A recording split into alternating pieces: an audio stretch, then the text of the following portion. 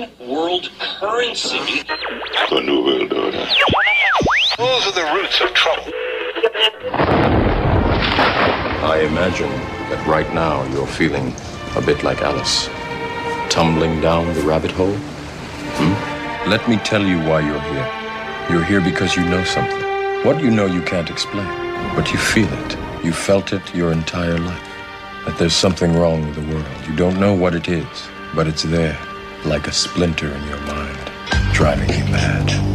It is this feeling that has brought you to me. This is your last chance.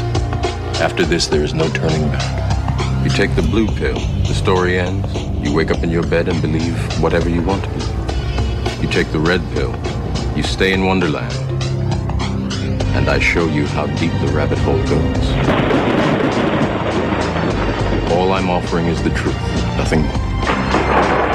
For we are opposed around the world by a monolithic and ruthless conspiracy that relies primarily on covert means for expanding its sphere of influence, on infiltration instead of invasion, on subversion instead of elections, on intimidation instead of free choice, on guerrillas by night instead of armies by day. It is a system which has conscripted vast human and material resources into the building of a tightly knit, highly efficient machine that combines military, diplomatic, intelligence, economic, scientific, and political operations. Its preparations are concealed, not published. Its mistakes are buried, not headlined. Its dissenters are silenced, not praised. No expenditure is questioned, no rumor is printed, no secret is revealed. But I am asking your help in the tremendous task of informing and alerting the American people. And now, welcome to another episode of Down the Rabbit Hole. Here's your host from federaljack.com. It's Popeye. Ladies and gentlemen, it is another live edition. It is December 2nd, 2012. 19 days to the end of the world. Yes, I will be broadcasting that day. I'm kidding. I'm being sarcastic. No, I'm not kidding about broadcasting. I will be broadcasting, but I'm kidding about the end of the world. I'm actually surprised that more end of the world garbage hasn't been spewed across the television. I did bring up that back in 2011, the end of the world garbage was all over the place. Every time you turn on the TV, every day it was end of the world 2012. Oh my God, Mayan calendar. Now it's actually 2012 and 19 days before the supposed event, and I really don't see too much coverage of it. So I guess the world isn't ending. All right, ladies and gentlemen, I have a jam-packed show for you today. Hour number one, I am pleased to bring to the show for the first time and his first ever radio interview. Okay, so I am popping his radio cherry. I am pleased to bring to the radio airwaves for your listening pleasure, Mr. Thomas Ryan, an author who penned a book titled Tidal Wave 23. It is a thriller. It's a fiction work, but he's putting actual real information about the New World Order, police state, false flag terrorism. It's really a good book. I haven't seen too many other books written out there fiction-wise like this that are actually throwing real truth in there. I've only seen a handful of authors that actually do this and can do it properly where people are engaged in the book. And I have to say, Thomas did a hell of a job writing his book. So without wasting any more time, I want to bring him to the air, Mr. Thomas J. Ryan. Thomas, welcome to the broadcast. Hey, Popeye, thanks for having me on Down the Rabbit Hole, man. I appreciate it. Well, I appreciate you coming on, and I also appreciate you listening. We were talking off air. You were telling me that you are a listener to the broadcast as well. So thank you for tuning in. I appreciate that. I like to try to thank everyone that tunes in. I try not to forget where I come from. Hey, I love the Orion Talk Network. I mean, you guys are doing really well, so it's good to go. Thank you very much. Let's get into it. Your book. I mean, Tidal Wave 23. This is a really good book, man. I mean, it's one of those. For lack of a better term, I know it sounds kind of cliche, but it's a page turner. It really is. I'm a kind of guy that if I like a book and I start reading it, my imagination, my brain kicks in, and I can literally visualize. If the author is good, I can visualize what he's writing about. And your book did that to me. I'd start reading it, and things would literally, it was like watching a movie screen in my mind across. And then while I'm watching it, it's got me engaged, and it's throwing real facts out there. See, that's a unique way to get truth and information across. I really admire somebody that can take the information and actually put together, come up with a story that can keep people engaged, but also get the truth out. So, good book. What got you involved? Let's talk a little bit about you. What made you want to do this? What woke you up? What happened? One day, Thomas Ryan's working, and all of a sudden you were like, "Oh my God, the New World Order." Yeah, well, it's my story is probably like many other people's across the country, man. I was just a regular guy, went to high school, went to a pretty good college. My friends and I went to classes, had part-time jobs, partied on weekends, chased girls, had fun, didn't really pay attention to too much. In fact, when I hear the intro to Invisible Empire, the Jason Burmis movie about the New World Order, I kind of laugh about it because it's like, that's me. I was just a regular guy. I even delivered pizza like Jason did. So, back in 2008, I just started to feel differently. I started looking at the candidates, and it was McCain and Obama, and I just couldn't see the difference between the two anymore. And the differences that the media did focus on were really minor. It was all talk. They never did what they said. And the two parties just made a lot of promises, and when they got in office, they never keep them. And Ron Paul was kind of new to me at the time back then. I didn't really know what to make of him, but I did see the way Fox News and the neocon radio really treated him terribly.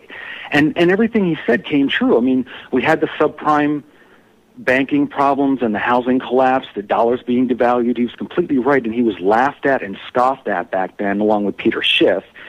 And it was weird. I just really felt like Neo in the Matrix back then. I had this feeling in my gut, like there was information out there that I didn't know how to get to it. It was out there. I didn't know where to find it or what to do. And I was emailing with a friend of mine one day, Mike Early. I got to give a shout out to him. He emailed me and he said, "Dude, check out Alex Jones' show." So I turned, and that's who I dedicated the book to, because he was kind of my gateway to waking up and unplugging from the propaganda matrix. And I started listening to him, and I'm like, this is it. This is the stuff that nobody else is talking about in the mainstream media. And I'd been watching Fox News for years exclusively. I was listening to, all the regular conservative talk show hosts, but I felt like I was missing something.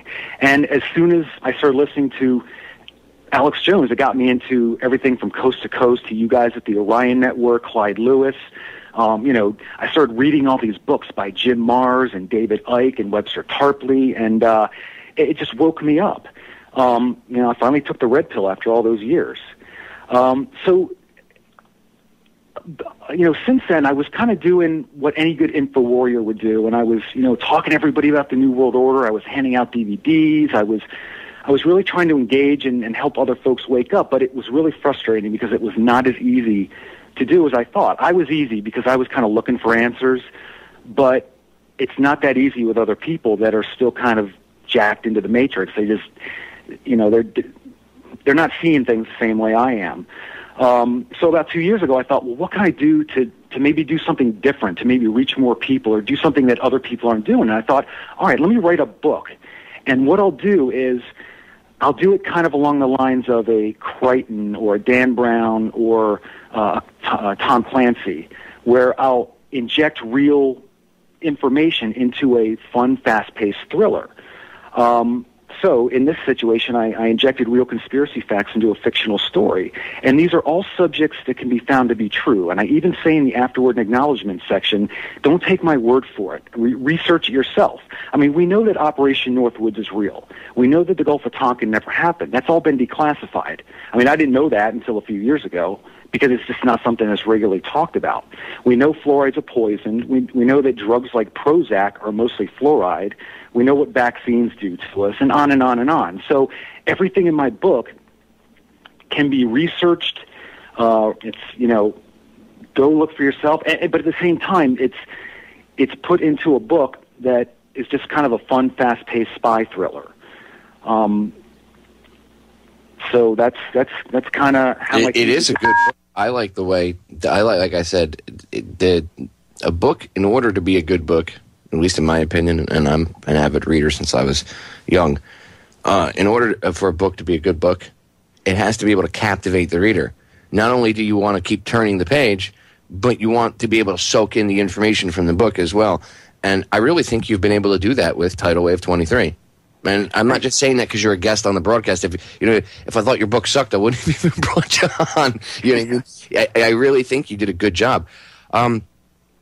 We got a break coming up on us. Really quick, where can people go get your book?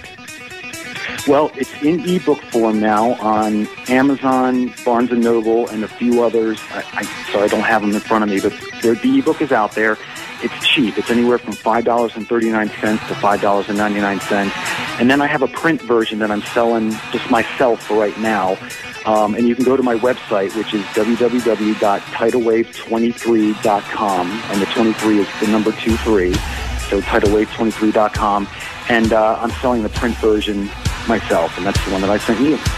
Awesome. Ladies and gentlemen, stay tuned. We'll be right back. We are back, ladies and gentlemen. And I'm joined by author Thomas J. Ryan, author of Tidal Wave 23.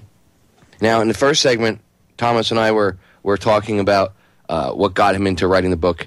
But before we go any further, there's something I actually wanted to ask, and I didn't get a chance to first segment. Were you an author before you wrote Tidal Wave 23, and you decided to turn your efforts to this, or did this awakening process inspire you to actually become an author yourself? Yeah, it actually inspired me. This is my first book.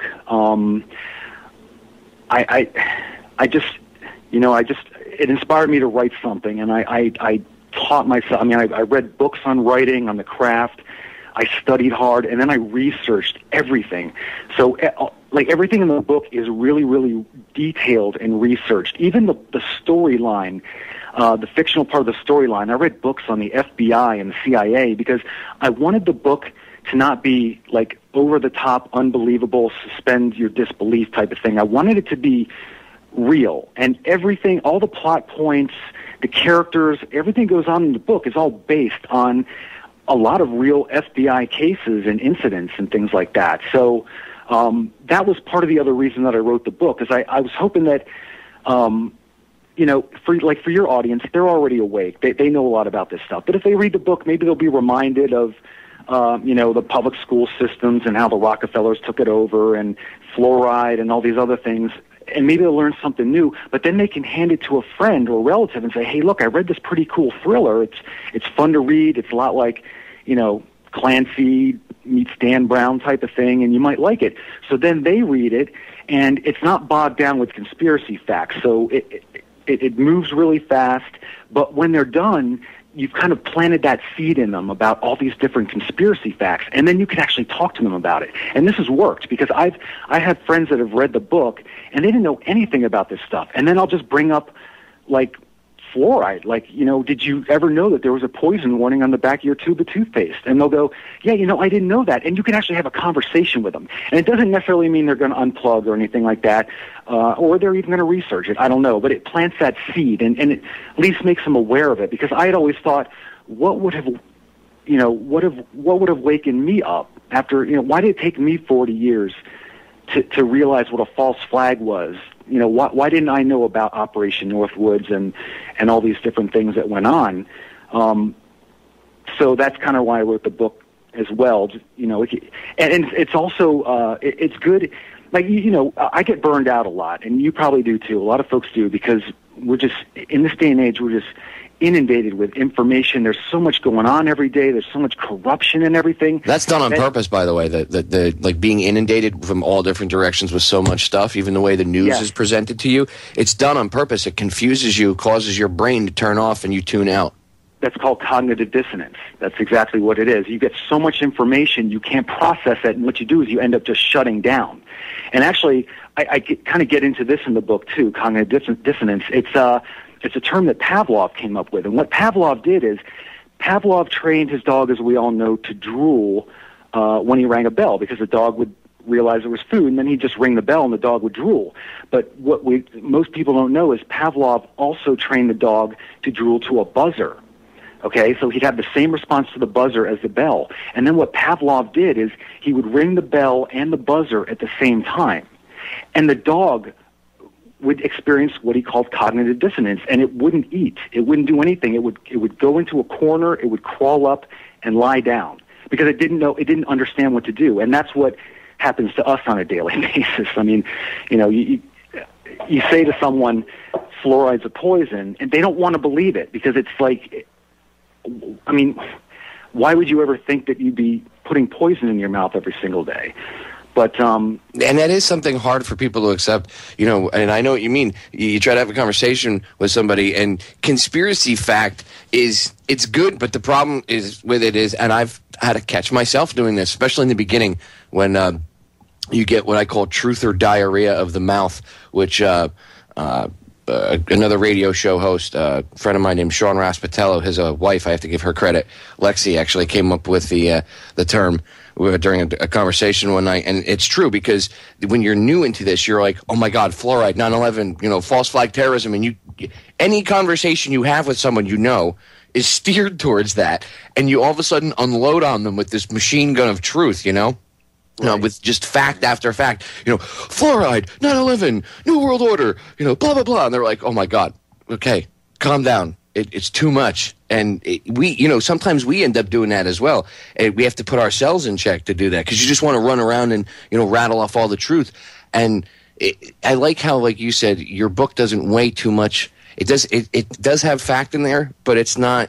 It's the point of the book isn't to, this is what's going on with fluoride, and here's 50 pages of information about fluoride. You cover it, but you do it in a way that keeps people, it keeps their mind interested in the book, so that way later on they go, oh, that's interesting. Maybe I should take a note of that. Or you can have a conversation with someone and say, hey, well, did you read the part about fluoride? Yeah. Well, fluoride really is bad for you. Oh, and lay it out. Then, now they'll be more receptive to the info as opposed to you coming out of the corner, out of nowhere, out of left field, going, oh my God, fluoride and poison and New World Order and death. And they just look at you and go, Tom, did you take your meds today? You know what I mean? That's exactly what happens, yeah. I don't know if we have time before the break, but I'll be happy to give you your listeners kind of a rundown of what the story itself is about, because all we've been talking about is like the conspiracy facts, but there's a really cool story. Yeah, we got about 2 minutes before we go to break, so we can get into it a little bit, and then we'll just pick it up on the other side. Go ahead.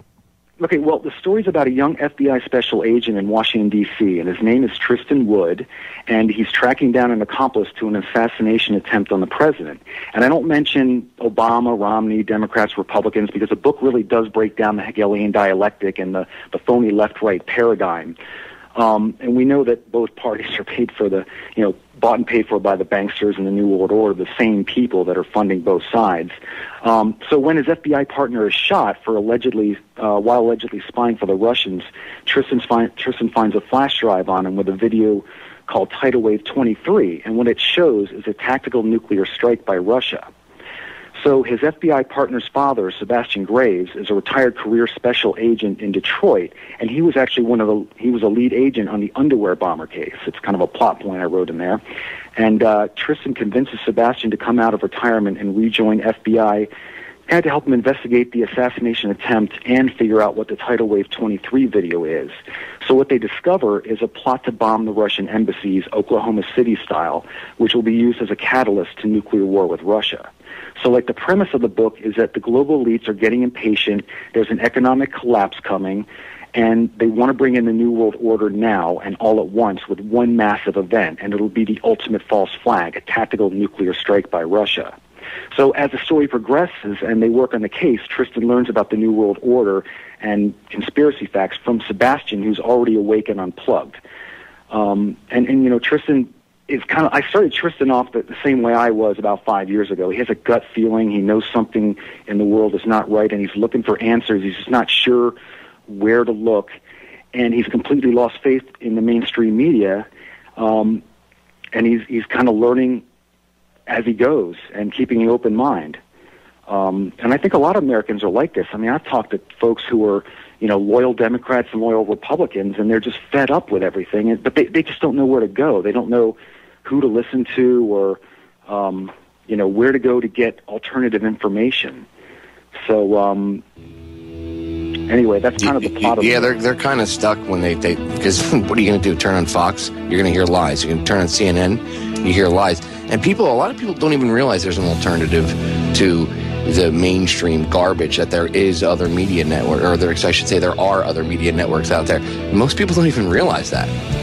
You know, a lot of people don't even realize that the possibility to tune into something, you know, with real informational value is actually out there.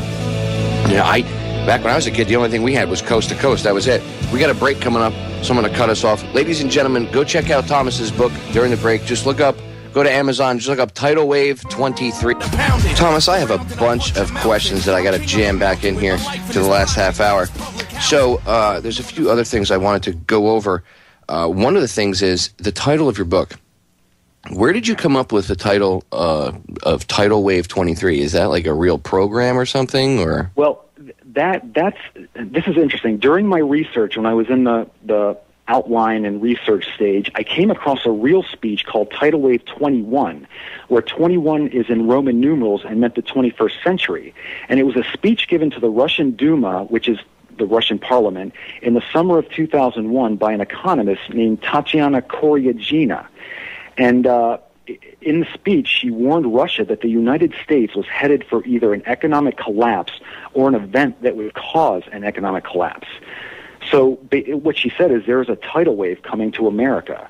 So I condensed the speech, worked it into the plot, I mean, just to an extent, because the lead character kind of discovers this. And when you read it, it sounds like she's actually predicting 9/11. And what's interesting is she guessed the date of the event to be August 19th, 2001. But that's a Sunday, so the financial markets would be closed.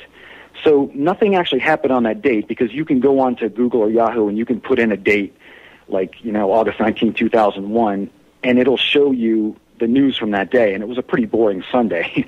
But then 23 days later, which is actually just a coincidence, 9/11 happened. So the speech is actually on a couple of websites, and I linked to it from my website, TidalWave23.com. It's not a real long speech, but you can read the full speech if you want to, and it's really, really fascinating. And then she did an interview with Pravda, where she basically backed up everything she said in the speech, and she clarifies some things. And they were kind of grilling her in the interview. They were asking her, well, how can you predict an exact date for an economic collapse of the greatest superpower in the world? And she said, well, you know, there are other ways to destroy a country than bombs and guns. She said, she said there's a shadow economy that's run by a group of people, and they can bring it down whenever they want to. So when I was reading this, I was like, wow, Tidal Wave 21, that's really interesting. So I just kind of, you know, from that came Tidal Wave 23, which is, you know, a video of a tactical nuclear strike from Russia on the United States on a flash drive that Tristan Wood, the FBI agent, finds on his partner, Jason Graves. And at that same time, when I was researching all that, I was watching all the interviews by like Joel Skousen, because this is a big thing that Joel Skousen talks about. He says it's at least 10 years away, but he's convinced that Russia is going to launch a nuclear strike on the United States. And I started researching other people, and there's an author named J.R. Nyquist who's really great. I mean, this guy was an intelligence officer, and he wrote a book called, I think it's called The Origins of the Fourth World War.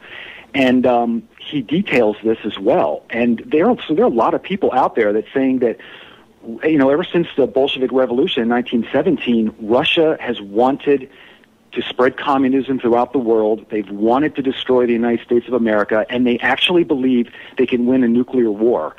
So, like, when you say nuclear war to somebody, because of all the movies and everything, we automatically think Terminator, like the whole world's destroyed, it's a nuclear winter, all life is gone.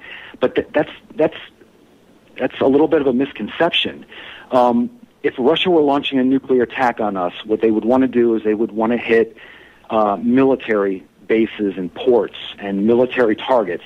They would hit the old, you know, we don't really have any silos left. We have a few Minutemen silos left around the country. They would hit secondary targets like hospitals, so the wounded and dying couldn't be treated. They would hit New York again as a financial center. They'd hit monuments to demoralize us, but it would be tactical.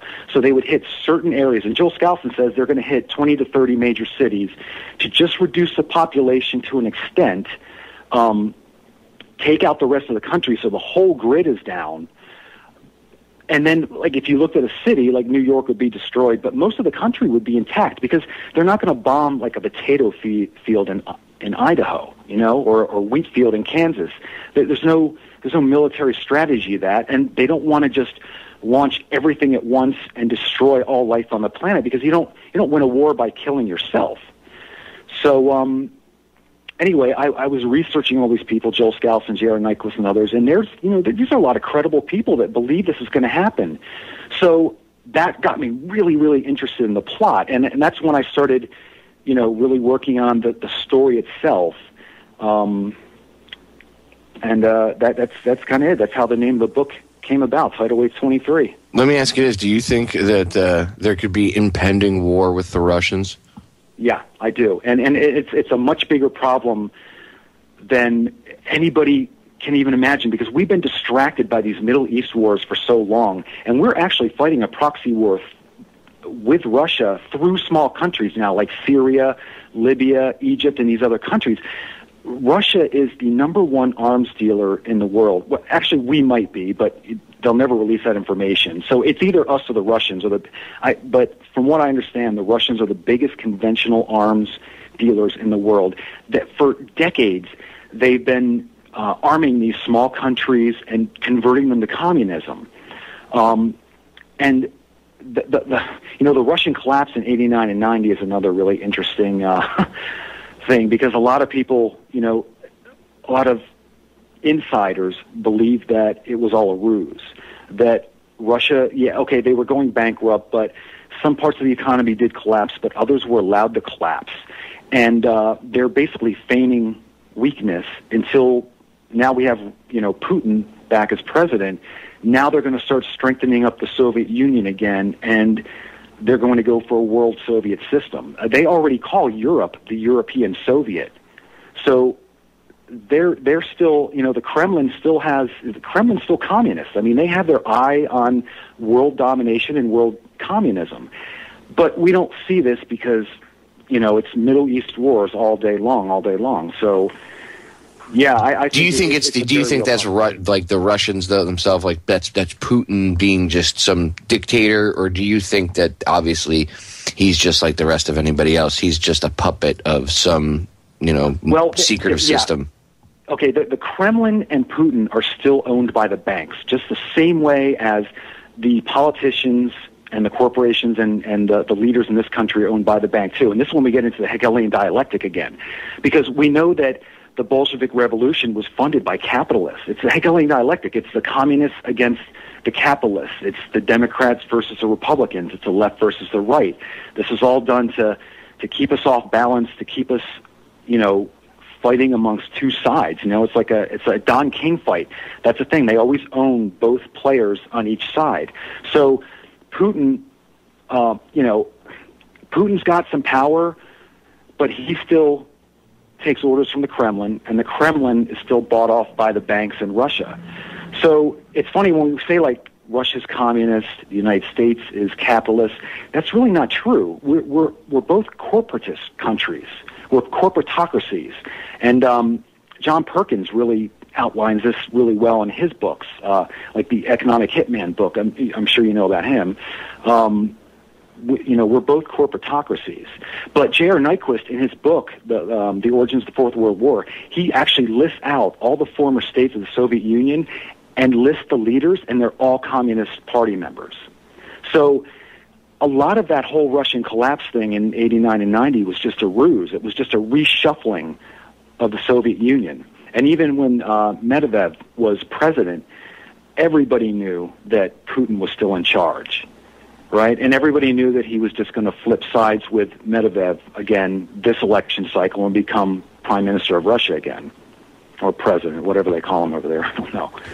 Well, Charlotte Iserby's talked about this, how they're merging the country together, both of them, and how this started back in the 80s.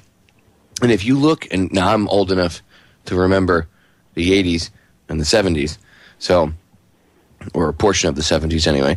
And I remember when Russia was like America is now, today. Okay, the economy being bogged down in wars like in Afghanistan, right? what you saw, face value, I'm saying, in Russia is kind of like what the United States is today.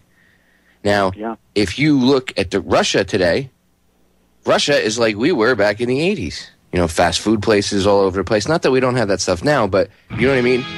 It was a little different. And it's just like Charlotte's talked about, where Russia is being Americanized. Not really Americanized, but they're merging the two, is a better way to put it. And you're going to have a little blur on either side. But now people are starting to see more and more, you know, it's being more evident of that merge. You could actually start to see it more when you actually pay attention. But if you're too busy paying attention to Dancing with the Stars, you won't see it at all. All right, we got a break coming up on us. Ladies and gentlemen, do not go anywhere. Final segment with my guest, Thomas J. Ryan, coming up. Check his book out, Tidal Wave 23. Ladies and gentlemen, some good news. Thomas has agreed to hang out with us for more than just the first hour. He's made some more time for us, and he's actually really enjoying himself. And I want to pick his brain. So he's going to be hanging out beyond hour number 1 into hour number 2, maybe for the whole hour. I mean, the way he, as you can see, he's a wealth of knowledge, and he knows what he's talking about. So support him, support what he did. Obviously, you can see this whole awakening process he's been through, as he said earlier, is what led him to write the book. So he didn't write the book. He didn't get in this to write the book and try to be famous. He got in this, as far as I'm concerned, for the right reasons. And for that reason alone, I think you should support him. I give him thumbs up. So check his book out, Tidal Wave 23. Thomas, tell them again where they can go purchase the book. And I mean, the ebook, but definitely a physical copy, because I always say physical copies of books are more important than ebook copies. So where can they get a physical paper copy in their hands? Yes, you can go to my website. I have links to everything on there, and it's tidalwave23.com. The 23 are numbers, and I have links to everything on there. You can buy the ebook or the print version, and I agree.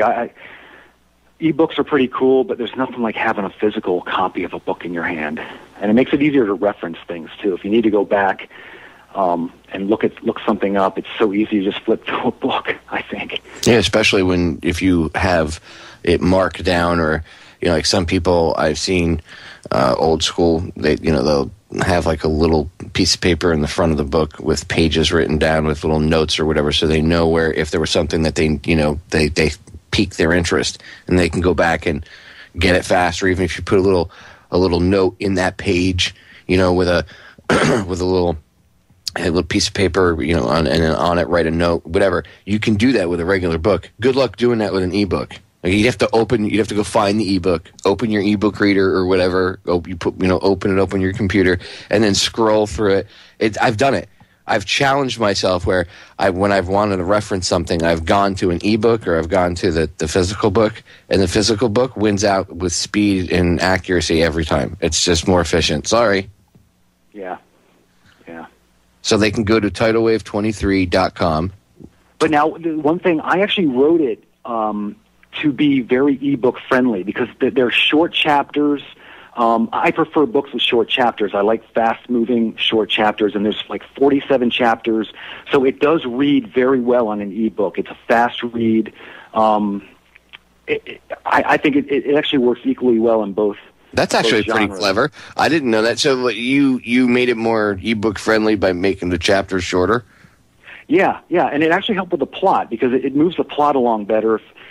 There's some books, I mean, I'm a big Ken Follett fan, but Ken Follett writes like 300,000-word books, and I have to read a physical book when I'm reading that, because you got to bookmark it all the time, but with shorter chapters, it's easier to just kind of, go through it. It's good for an ebook. You can just scroll right through the chapters, and you feel better. You know where you left off a little bit easier, I think. So I did kind of gear it towards the ebook a little bit more. Did you have any authorship experience?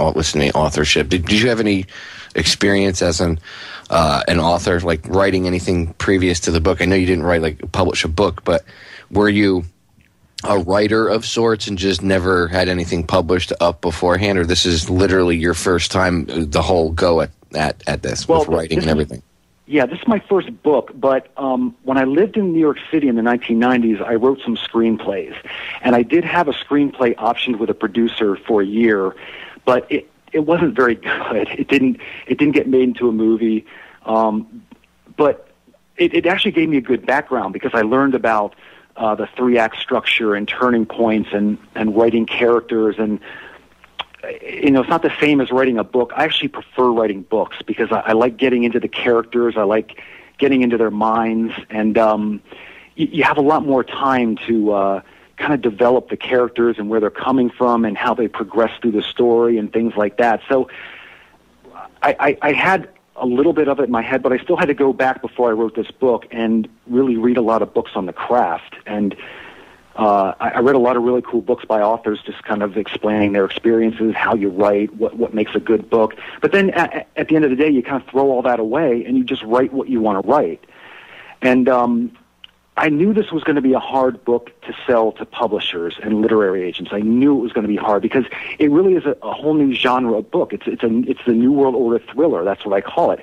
And I looked around on Amazon and Barnes & Noble when I started the book, and there just wasn't anything like this out there. I mean, there were tons of great nonfiction books. And some of my favorite authors are like you know, Jim Marrs, Webster Tarpley, David Icke, and these guys. And I thought briefly maybe I could do a nonfiction book, but there were so many great writers, so many great books. I didn't feel like I could contribute anything or add anything to the nonfiction genre. So I thought, okay, why don't I write a fictional story and inject the conspiracy facts in there? And it was actually a lot of fun to write. So that's kind of how it came about. I really, as I'm talking to you, I'm thumbing through the book. Ladies and gentlemen, this book, it's because you said the chapters were shorter, so I was like, and I just literally, because I haven't finished the whole book. I'm only about a little more than a third into it myself, but because as I chatted with you, I've had some stuff going on off air, so I've been super busy, but I didn't realize, you know, because I just read it. I started reading it, and then, like I said, the way I read a book is different than most people. If I like the book, I'll tear through a 600 or 700 page book in a couple of days because I just can't put it down. But I started reading it to get an idea of the storyline and stuff when you first sent it to me, and then I got sidetracked and stuff, and while you were sitting here, you said the chapters were shorter. I was like, let me check and see. And I realized how short each chapter is, and you're right. It as you're chatting, I kind of thumbed through, and I realized that it does because it almost forces the reader to to continue reading because it gives you a little tidbit, and then you got to go to the next chapter, and then But it is also friendly because if you're working, or if you're someone that commutes to work or whatever, and you sit in a train and you read, there's a lot of people that do that. It's good too because it's not, the chapters aren't 40 or 50 pages in between the beginning and the end, so that, you know what I mean. A lot of times that loses people because then you have to. It is hard to, if you're reading and you want to try to have the information soak into your noodle, especially nowadays with all the crap that's being forced onto people, right? Dancing with the Stars and all their garbage. I really like that. That's a clever idea. That's really clever. I have to give you kudos for that. Good job. Well, I also have a pretty short attention span. I'm a slow reader, so it was easier to write for me that way as well. But I'm a product of the public school system in this country, and you and I, we talked about this during the break. We're both huge Charlotte Iserby fans, and her book, The Deliberate Dumbing Down of America, is it's off the charts. It's so good. And there's another book that really influenced me called The Leipzig Connection, and that is a short, detailed history of how the public school system around World War I was literally taken over by the Rockefellers through their General Education Board, just completely turned 180 degrees around, where teachers stopped actually teaching children and started training them like Pavlov's dog, is basically what it is. Because the experimental psychologists became very popular in Leipzig, Germany in the mid-1800s, and that's where Dewey and Pavlov and Darwin and all these guys came out of. And their theories were basically that man has no soul. He's just an animal. He has a brain and a central nervous system, and all you got to do is train man like a dog. That's how they actually ended up modifying the methods of teaching in the public schools. So, that's one of the reasons that there's so, kids are getting out of school. They can't read. They can't do basic math. They're all hooked on drugs. We're giving Ritalin to children. And as soon as the pharmacological market came into being in like the 50s and 60s, and they could push Ritalin on kids, when you combine that with the public school system teaching method they had, that's just when everything just fell apart. I mean, Charlotte Iserby really, really gets into that. I mean, she's amazing. She is an amazing lady, and sitting and chatting with her about the New World Order is one of the most surreal things you'll ever experience in your life. Anybody that's ever done it will know it, or has done it, I should say, will know what I'm talking about. When you talk with her, especially if you if you get to know her and she likes you. She actually listens to my broadcast. She's listened to a few different episodes, and every once in a while I get random emails from her. And in fact, I've been chatting with her. We're gonna have I'm gonna have her back on as a guest coming up soon. So Charlotte's just like one of the most awesome people in the world. I can't say anything negative about her. Call me biased, but she really is. She's one of my. I have to honestly say, she's probably one of my favorite human beings on the planet. Yeah. She really is. Yeah. And she's a smart lady. Her dad was a Skull and Bones member. Yep. And she knows her stuff too. I mean, she really is. She knows her stuff. She's on top of things. Well, when you hear her talk about how she was in the education department under Reagan and what Reagan did, of all people, to the education. Well, yeah, that goes again with the merging of the Soviet Union and the United States, like creating. Exactly. That's what it was. Yeah. Which is where, and it's, again, being old enough to look back on that now, it's like I could see, the difference from when I was a kid to now. Ladies and gentlemen, we got the top of the hour break coming up. Don't go anywhere. More with my guest, Thomas Ryan. Check his book out, Tidal Wave 23. We'll be right back. Ladies and gentlemen, we are back with hour number 2 here on today's live edition of Down the Rabbit Hole. I'm your host, Popeye from FederalJack.com. It is December 2nd, 2012. As I said, 19 days to the supposed end of the world. And if the end of the world was really coming, don't you think you'd see them making preparations by now? And don't tell me, well, that's what the deep underground military bases are for. Because you wouldn't see any of the fleet in the Middle East. You wouldn't see them having all their assets spread all over the world like they have them right now. No. Things would be in a much bigger retreat. And yes, they would sacrifice some of them, but not to the extent that things would be sacrificed, because right now it's like they're not doing anything. So what does that tell you? Pay attention, ladies and gentlemen. Don't buy into the fear porn. The end of the world is not coming in 19 days. The end of an age, the end of a way of thinking.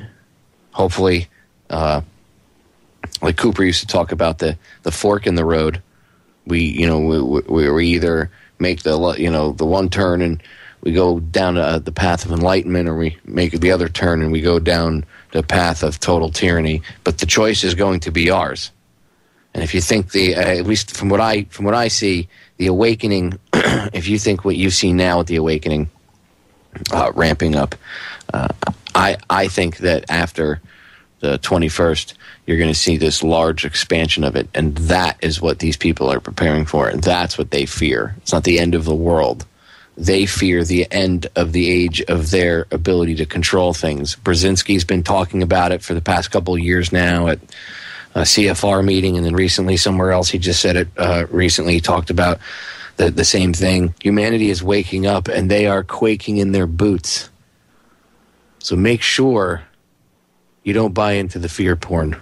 All right, ladies and gentlemen, joining me for hour number 2 is my guest from hour number 1, Mr. Thomas J. Ryan. He's been kind enough to hang out, and he's probably going to end up hanging out for the whole second hour, which is cool because, as you can tell, I mean, the man is a wealth of information. He's obviously done his homework. I urge you before I give the floor to him, I urge you to go to his website, and I urge you to buy a physical copy of his book. Support him. He's an average guy, as you heard. He woke up, and a part of his awakening process and wanting to educate others and help wake up other people and alert other people, he actually became an author. So I can get behind it. I like his book. I give it a thumbs up. I think it's good. If you like fiction and you like something that'll I don't even want to call it fiction because it's a fictional story, but it's based on facts and reality. So I wouldn't even know what kind of maybe new genre to make with that. But whatever you want to call it, the book, if you like to read, if you like Tom Clancy books, you'll like this book, I promise you. If you like anything Tom Clancy's ever written, anything of that genre, then get Tidal Wave 23, and I promise it'll have you glued to it. It really is a good book from what I've read so far. TidalWave23.com. That's TidalWave, the number 23.com is Thomas's website, and you can get the book there. Thomas, didn't you just win an award for this thing? Yeah, the book just won in a national writing competition called the 2012 USA Best Book Awards. Won an award. Pretty cool. And now it's actually starting to get some attention, which is pretty neat, because I think I touched on this in the last hour. I knew it would be a really hard book to market because there's nothing else like it out there. And I did get rejected by everybody except for one publisher, and the publisher was interested, and she said she really liked the story, but she didn't understand any of the conspiracy facts in there. And she kept telling me, you need to take out the stuff about, the financial false flags and the fluoride. It's old arguments. We don't want to, and I'm like, that's the whole reason I wrote the book. I mean, and finally, it's funny, her last email to me was, I think you have like a message, you have something that you want to say, and I'm just looking for a good story, so I don't think we're a good fit. And I was like, that summed it up perfectly. You're right. So I self-published it, and I've been entering it in national writing contests, and this is the second one I entered and won an award for in the thriller category, which is pretty exciting. It is. I got to tell you, it is. It would make a good almost like a screenplay. I could see how someone could turn your book into a screenplay for an action movie. It does. It really does. If you like, for real, ladies and gentlemen, if you like Tom Clancy novels, that type of thing, or if you know somebody, here's a way. Here's how you could, like a solution and some, answer to your own problem. A lot of people still buy each other Christmas presents and everything, right? And they go crazy around the holidays, whatever different holiday you happen to celebrate, Hanukkah, Kwanzaa, Christmas, whatever, Festivus, whatever, right? Well, Festivus, you really don't buy anybody anything. You just air your grievances. But it's a joke, ladies and gentlemen. If you want to get a gift, right, you have an uncle or a brother, maybe your father, your mom even, someone in your family who's an avid reader and they like Tom Clancy, that type of thing, get them Thomas's book and give it to them as a gift. Just say, hey, I got you a Christmas present, for Christmas, whatever, you give it to them. And they say, you might like this, check it out, blah, blah, blah, whatever. And when they read it, they'll be exposed to some reality, and yet the book will still keep them locked in, just like a Tom Clancy novel will. And it does read easily. I mean, like I said, I got sidetracked because I do too many things at once, and I actually need a crew, and I don't. I do everything by myself, so I actually need somebody to help me out. But that's, part of the reason I didn't get a chance to finish the book. But it doesn't mean I didn't finish it because it doesn't read well. I only took a brief period of time to sit down that I could and read what I did so far, and it went fast. And as I even said earlier when I was talking to Thomas, when you look through it, the chapters are small enough that even the average reader, so even if they're used to reading something like 30 or 40 pages in or 20 or whatever in a Clancy book, right?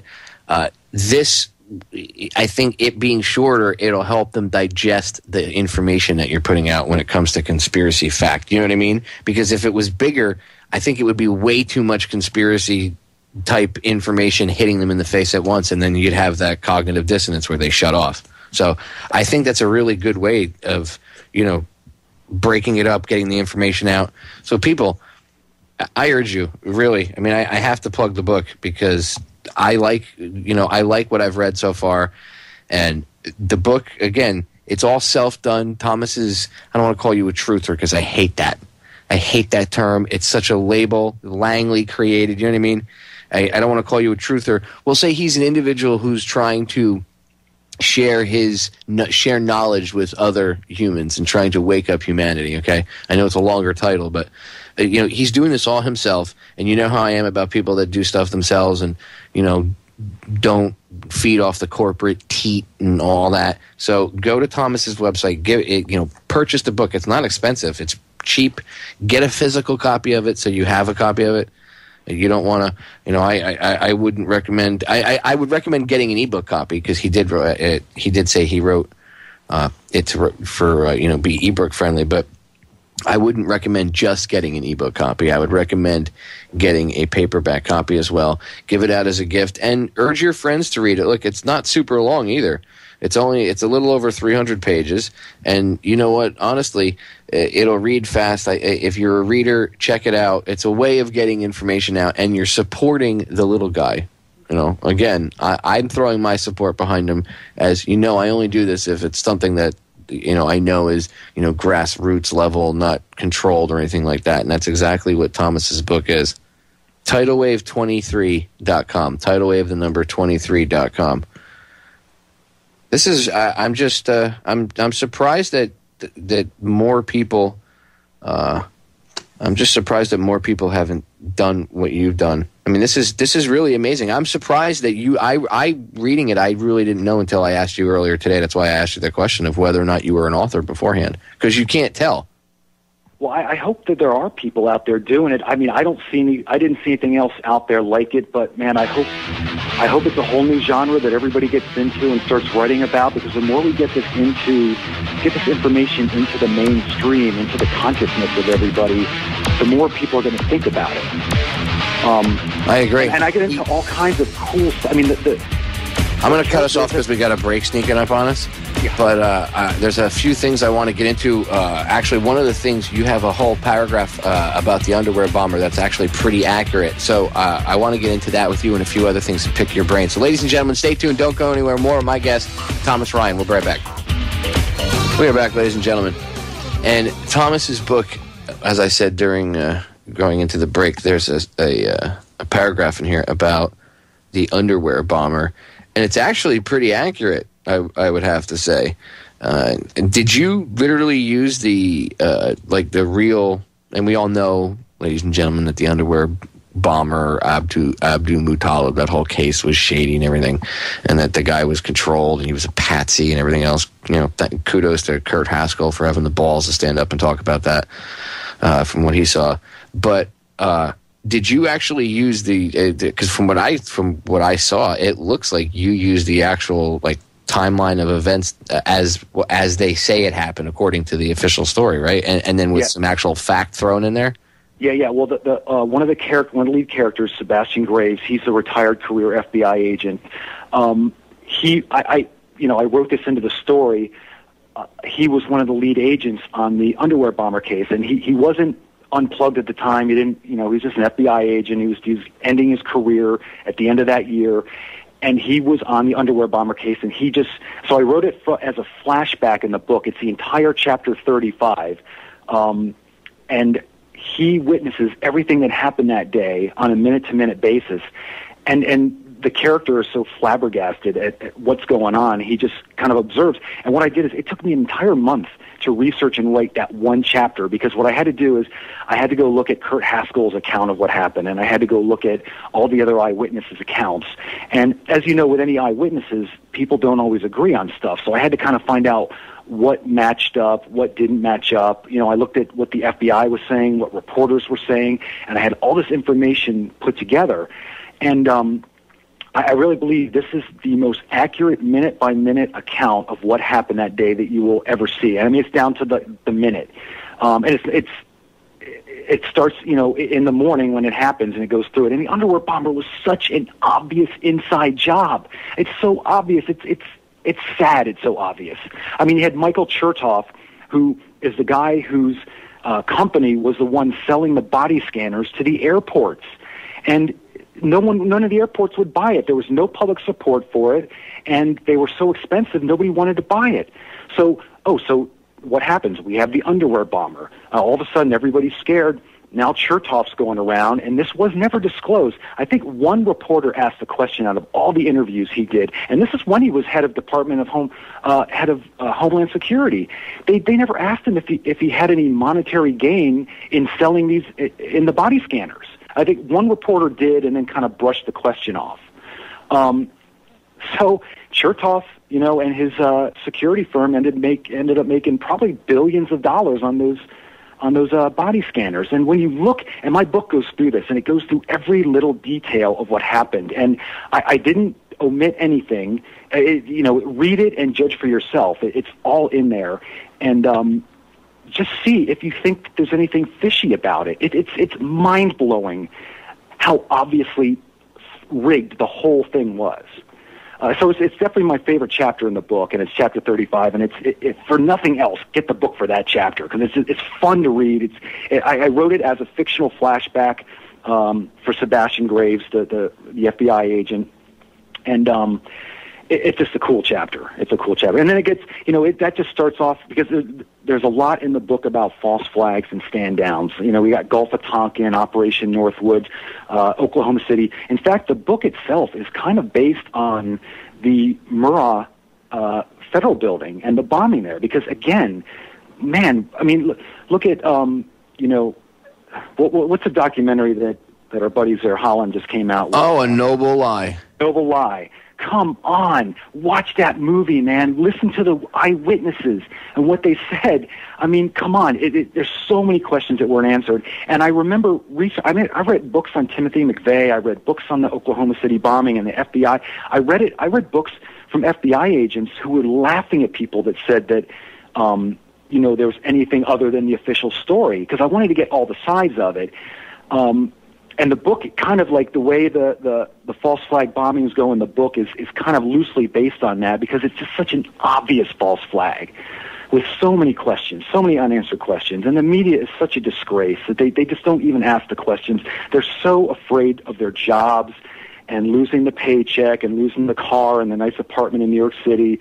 They're just never going to touch on any of this stuff. I mean, during the break, we were talking about how the two of us, at some point in our lives, both had our heads up our butts and bought the official story on certain things, and yep. we were like, get them, nuke the Middle East, whatever. Blah. We were idiots, and the fact that we can look back on that now, years and years later, and say, "Wow, we were wrong." That's good, but we also have that perspective of we were, in the brain dead, that we were one of the sheep at one point, and.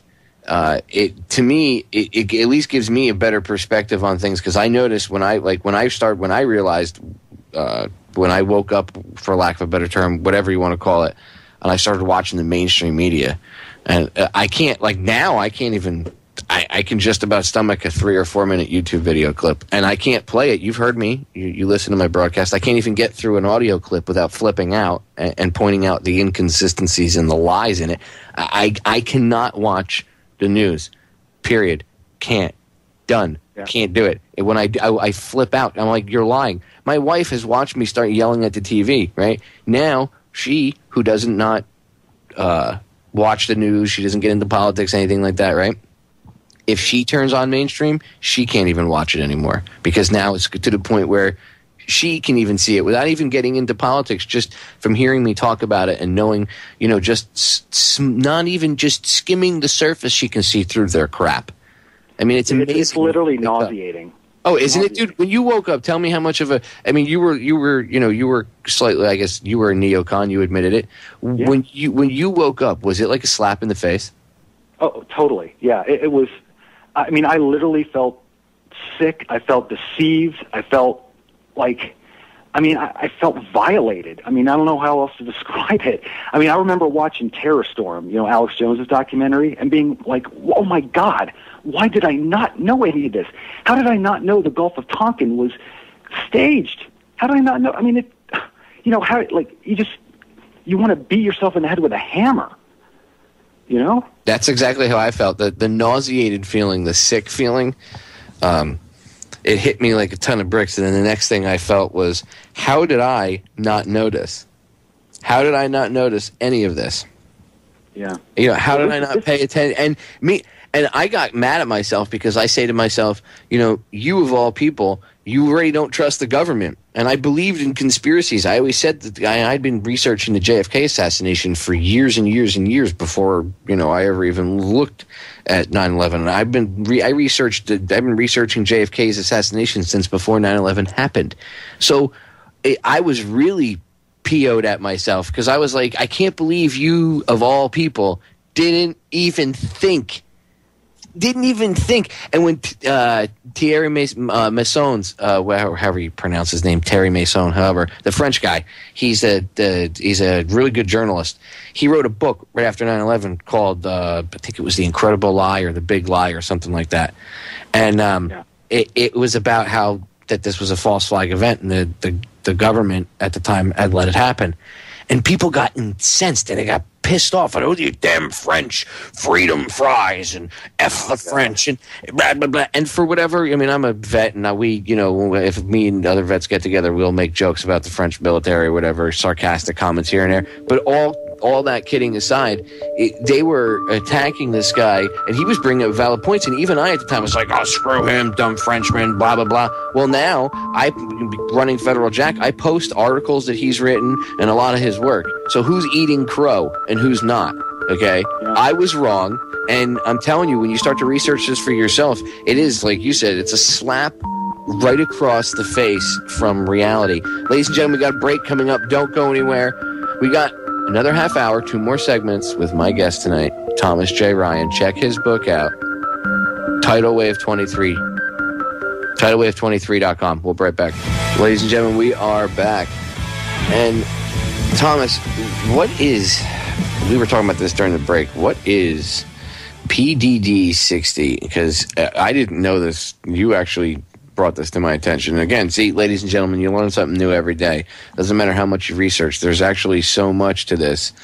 And I forget the one quote. I even forget who said it. Now I'm going to have to look it up. But there's a quote out there. I forget who said it. I can't believe I can't remember exactly who said it. But again, I'm going to have to paraphrase a little bit. But it's something along the lines of the conspiracy is so vast that the size of it and the complexity of it would it's too much for people to comprehend. And that's what you see when you talk to people and you start to throw out a ton of conspiracy fact, which even if you're well-intentioned and you mean to do it, you're not doing it. You know what I mean? You're being part of the problem, even if you don't realize what you're doing. And that's what happens. It's just too much at once. So there's a few things I want to get into, but I want to focus, because we only have 2 segments left. I want to focus on PDD-60 for a second, because this blew my mind. Thomas, what is PDD-60, and where did you find this? Yeah, now this is something that Joel Skousen and some others have been talking about for a while. PDD-60 is Bill Clinton's presidential decision directive, and it's basically an executive order. All the presidents name them different things. For Bill Clinton, they were called presidential decision directives, or PDDs, and this one was the 60th one while he was president. And what it did was it was meant to show good faith to the Russian Federation, essentially. And what it did is it threw away Reagan's policy of launch on warning. So the policy under Reagan was if Russia launches, or the USSR launches 1 missile at us, or 5 missiles, we're going to launch all of them. I mean, you pull out a knife, we're going to pull out a gun. And that's part of the deterrent of having the nuclear arsenal. But what PDD-60 did is it changed it to something called a similar response. So what would happen is there were a lot of agreements throughout the 90s under Clinton, and part of this was, okay, we'll agree to keep a third of our subs and ships in port at all times so that we're not showing ourselves as a threat to Russia. And then Russia supposedly agreed to keep like a third of their bombers grounded, which they never do. Russia has never, ever abided by any of these ridiculous START treaties or any of these other treaties. They hide stuff. Now they just openly don't even abide by it. I mean, it's such a joke. So anyway, the PDD-60 changed the policy of launch on warning to similar response. So now, say Russia decided to launch 30 missiles at us. We couldn't launch as soon as we saw those missiles in the air. We'd have to wait for them to hit. We would have to then evaluate how much damage was caused, and then we would go back to Russia and we would say, don't fire any more missiles at us, or we're going to launch 30 missiles back at you. And that, I mean, it's insanity. It's absolute insanity. And the way the executive order is written, it's very, very vague. So there's a lot of people out there. It's probably a lot of, I don't know what you call them, moles trying to say, oh, it doesn't mean what it says, doesn't mean what it says. Well, there are a lot of people in the intelligence community who have said it's exactly what it says, which is and look, the president has a nuclear football. He's the one to do it. So it's similar response. That's what it did. And when W came into office, he didn't do anything different. In fact, he called his... they stood down on 9/11. Yeah, exactly. And his were called NSPDs. And his was actually called NSPD-14, and it was a 2002 update of PDD-60. So you might have thought, okay, he's a Republican, Clinton was a Democrat. They like to get rid of the back executive orders because they like to kind of wipe the slate clean. Well, I mean, these guys are all New World Order. I mean, they're all bought and paid for by the same interests. So NSPD-14 under Bush just updated the policy. So as of now, we basically have a stand-down policy. If there's a nuclear war, we have to wait, absorb it, and then we have to go back and say, hey, don't shoot any more missiles at us, or we'll shoot some back at you. It's complete insanity. Wow. And I didn't even, dude, I'm telling you, when you first told me this, we were chatting during one of the breaks, and I was like, what? I've never heard of this. And again, it's one of those things like, how have I never heard of this? But this thing is so vast that, and all the stuff that they do, the minutia, that's incredible. So this is a stand down, obviously executive order, and basically it's just, if they attacked us, we'd sit back and pretty much take the punch in the face and then go, look, don't do that again, because if you do it again, we're going to have a problem. Yeah, and guess how it got passed with nobody reporting on it or even really mentioned. It was never mentioned in the media. It happened under the Lewinsky scandal. Now we know that Lewinsky was, we know this happened, but there are a whole lot of reasons that scandal was released. I mean, there was a whole lot of stuff done that was just swept under the carpet because the Entertainment Tonight reporters at Fox News, CNN, MSNBC, they love this gossip type stuff, and they were so just caught up in the whole Lewinsky thing that all these things got done that it just never got reported, and this was one of them. Wow. I see. I didn't even know that, but that's a good point. They use these, that's why, like, what happened during this Petraeus thing that we don't know about? Everybody was focused on whether Petraeus had sex with some chick or not. And, I've already interviewed a couple different people and done different broadcasts were showing, about, different aspects of things that were connected to that, and then Benghazi and things. But what I'm talking about is what was passed by the administration while everybody was focused on whether or not he had sex with this chick and whether or not this other general got laid or not. While everybody was focused on that, what did the administration pass that none of us know about? Was it something did the administration pass anything like this? I mean, that's a pretty big thing, a stand-down order for our military to take a punch in the face like that and let millions of people get killed in this country and then just sit back and do nothing. Yeah. And it's nothing new. I mean, look, the Federal Reserve Act was done in secret on Jekyll Island and passed on, Christmas Eve or New Year's Eve? Mm-hmm, Christmas Eve. While most everybody was home. They didn't even have even close to a full vote count on it. Yeah, I wonder what they're going to use to redo their charter this year, because their charter comes due on December 21st. Well, now that's interesting, because this is something else that my book gets into, and it's financial false flags. And these are used for various purposes. Like, remember the fat finger, was it the fat finger foul up they called it? Mm-hmm. Back in May of 2010, I think it was. Mm-hmm. And that was when the stock market plunged like 800 points in one day, even more than after 9/11. It was the biggest point drop, I think, in history of the stock exchange. And what was happening that week? Well, there were two bills up to be voted on. There was one to audit the Fed by Ron Paul, and actually Bernie Sanders was in on it too. I mean, they were they were trying to audit the Fed. And the other one was some bank regulation that would deregulate the banks. But obviously they can't have that. That's not going to happen. So what do? Well, Goldman Sachs, J.P. Morgan, and the Federal Reserve, all the good old boys, they send out their minions and threaten Congress with, financial Armageddon if they don't play ball, because they're the only ones who can do anything. And if you don't play ball, something bad's going to happen.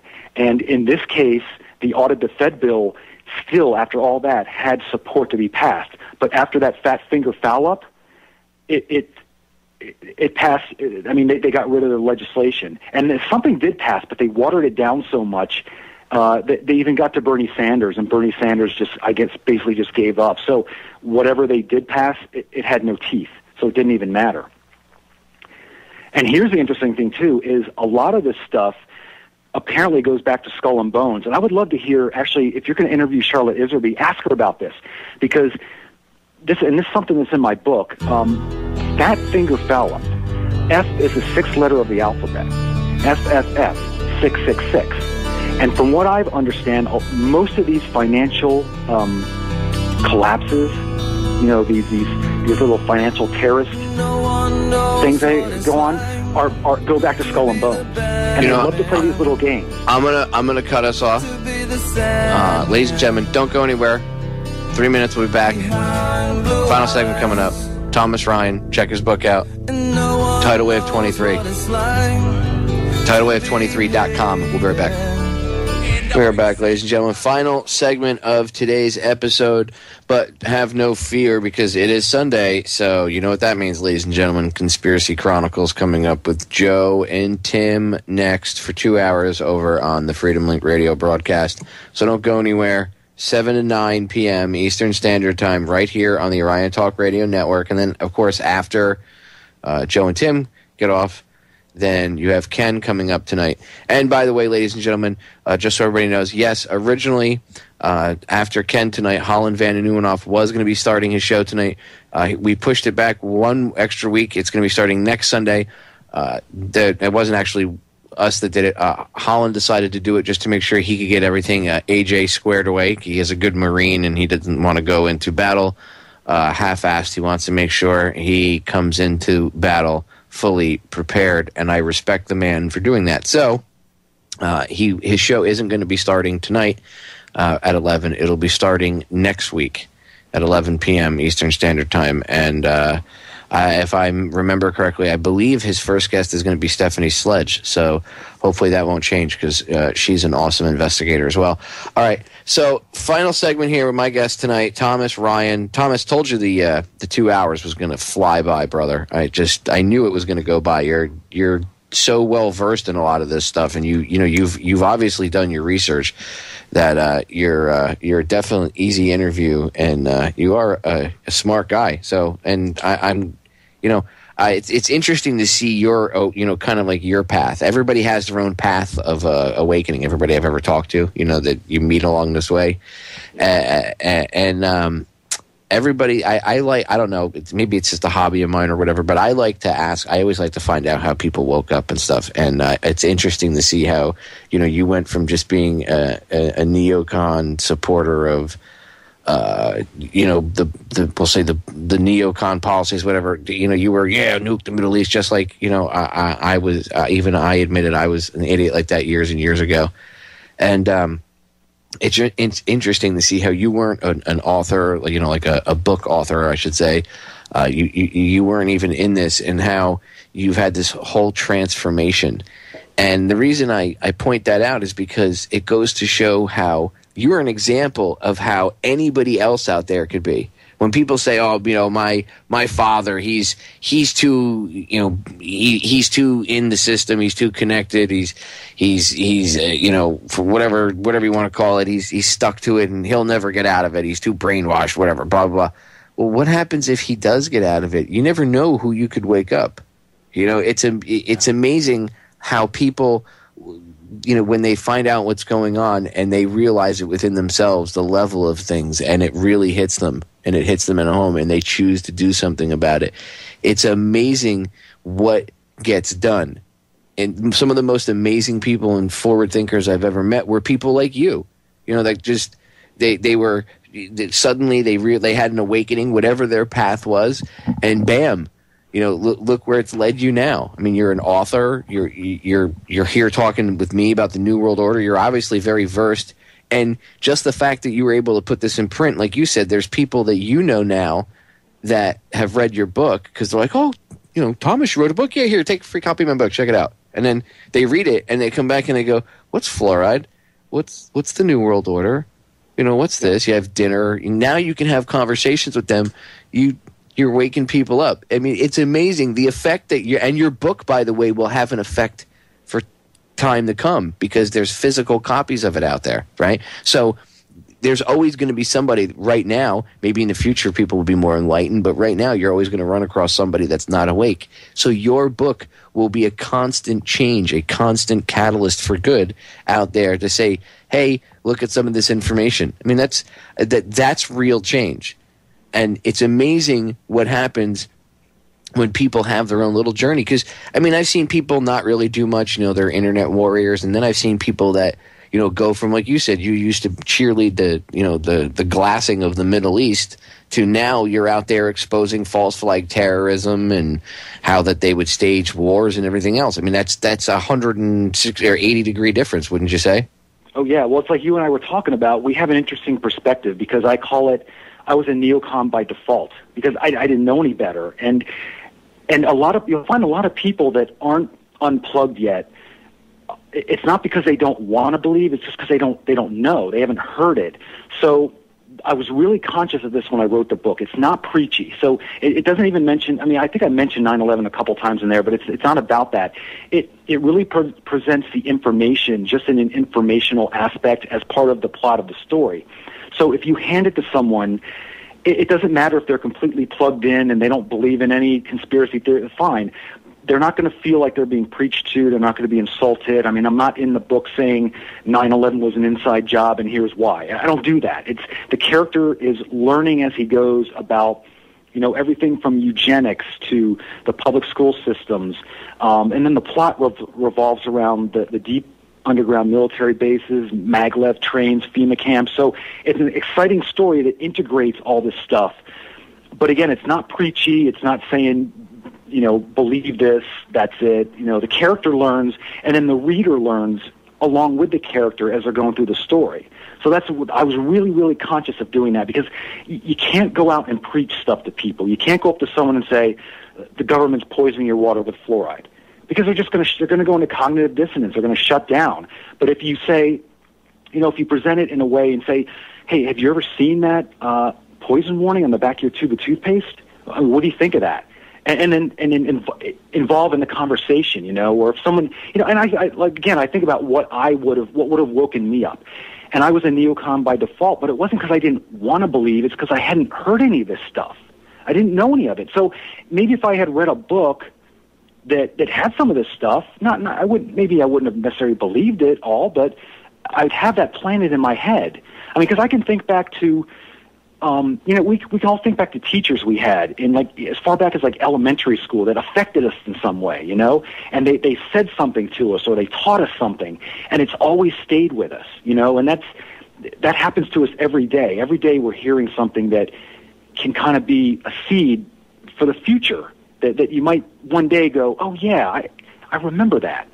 I mean, I have a history teacher from high school that was amazing, and I remember when he taught us about Pearl Harbor, he didn't give us the angle that the Japanese are bad, and U.S. is good, and this is what he said. Look, this is the whole story. This is what FDR did that caused Japan to want to attack Pearl Harbor, and he didn't take a side on it. He didn't take an opinion. He just said, look, these are the facts. This is here. So now you go out in the world and you form your own opinion. And I think that's kind of the best way to approach stuff like this. You know what I mean? I mean, nobody likes to get preached to. No, that's actually the best way to do it. The book, you'll enjoy the book. It's fun to read. It's entertaining. And it's got enough information in there that it's just, it's a lot of fun. I'm really proud of it. That's actually the best way to do it. That's a really good point because, like I always urge the listeners, you've heard me, you listen to my broadcast, I'll say, go out and research it for yourself. Don't just believe it because I say it. I want you to go out and research it for yourself and you'll see it. And when people try to force you to believe, this is the way it is, and you must, like in your face, and that's the way mainstream school is taught, right? I mean, that's pretty much how most of my history teachers were. They forced you to accept the written textbook version of history, and if you differed at all, I remember one of my history teachers got mad because we got into an argument over, and I don't remember exactly what it was, but it had something to do with. It had something to do with post-World War II Europe, and my mother grew up there. She was born at the end of World War II. She grew up playing in bombed-out buildings and stuff. And she had told me something that she had experienced and she remembered, and we were in class having a discussion. I don't remember exactly what it was because this is a long time ago, but the basic point is it didn't match with what he was taught in his teacher syllabus or whatever. So I said, your mother's dumb, doesn't know what she's talking about. And I got in trouble because then I proceeded to react, to that as a child, blah, blah, blah, blah. But, it's just an example of how anything you buck the mainstream, educational system. Charlotte Iserby, again, has talked about this. It's, you're labeled a problem child, everything else, because you don't buy in and conform to their garbage. And that's what forcing someone to believe what you say is. It's the same thing. So by coming across and saying, look, this is the reality of it. This is not, I'm not choosing sides. This is everything. This is the whole story. You take from it what you will. And you will get people that, take things the wrong way or whatever. But I find that if you do it that way, people are more, they soak the knowledge in a lot better. Thomas, we're out of time. We got a little less than a minute left. Go ahead and plug your website one more time and give out your email or any way that other hosts that listen can get in touch with you. Oh, sure. You can go for everything to my website, which is www.tidalwave23.com, and 23 is a number. I have links to all the ebook websites. You can buy the print book there. There's a contact form if you want to email me. I'm starting to do a little blogging. I don't do a lot of it, but I'm on Facebook. So, like the Tidal Wave 23 page if you can, and friend me. I'll friend you back. And I'm on Twitter too. Awesome. Thank you for coming on today, and thank you for doing an extra hour today, Thomas. It was awesome broadcast. Thank you for tuning in, man. Thank you for being a listener. I appreciate it. Ladies and gentlemen, we are out of time, but have no fear. We'll be back tomorrow night at 10 p.m. And stay tuned. Joe and Tim are coming up. Love you all. We are out of here.